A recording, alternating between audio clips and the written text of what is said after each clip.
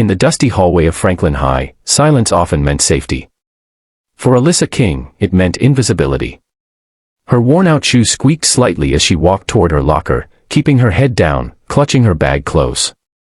Everyone knew Alyssa, not because she was popular, but because she was the quiet poor girl, who never talked back, who always wore the same jeans, and who ate lunch alone with a peanut butter sandwich.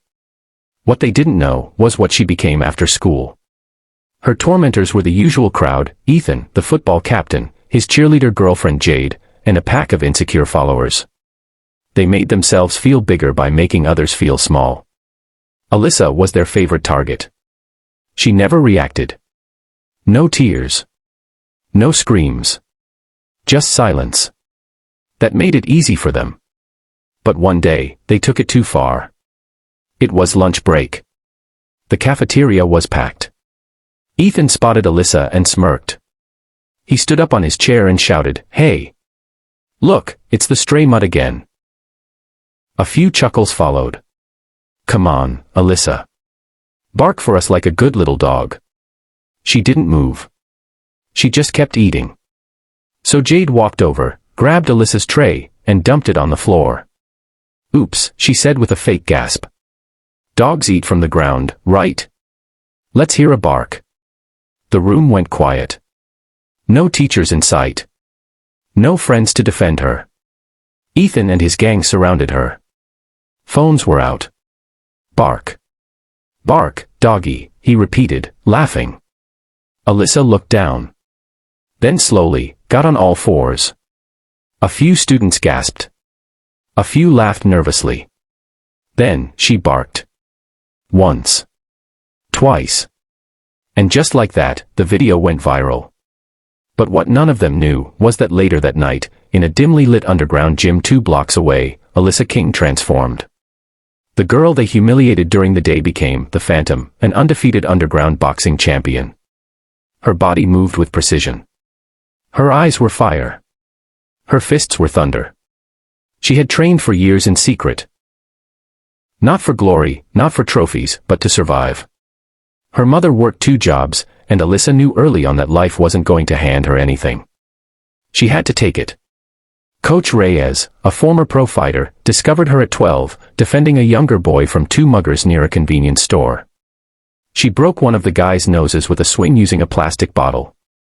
Reyes took her in, trained her, taught her how to channel her silence into strength. "You're not weak," he always said. "You're coiled lightning." Days passed after the cafeteria incident. Alyssa returned to school like nothing happened, but inside, a storm was brewing. Not because they made her bark, but because they thought she'd break. They thought she was nothing. Then the school announced the spring charity fight night. It was meant to raise funds. A friendly boxing match between staff and students. Ethan, full of ego and showboating confidence, signed up immediately. So did Alyssa. When they saw her name on the list, the laughter returned. "Oh, this is gonna be hilarious," Jade mocked. "Hope they bring a dog collar for the ring." But Alyssa said nothing. Just smiled softly. The gym was packed. Students filled the bleachers. Lights, banners, and cell phone cameras everywhere. Ethan stepped into the ring, waving to the crowd like a celebrity. Then Alyssa climbed in. No fanfare. No fancy gear. Just focus. As the bell rang, Ethan charged forward with wild energy. But within seconds, he was missing shots. She was calm, moving like a shadow, eyes locked in. One jab to his ribs. Another to his jaw. He stumbled. Then she whispered, "Still think I'm a dog?" Before he could answer, an uppercut exploded under his chin. His body lifted off the canvas slightly before crashing down.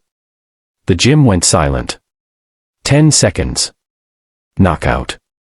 The crowd erupted. Phones captured it all. The same internet that mocked her now celebrated her.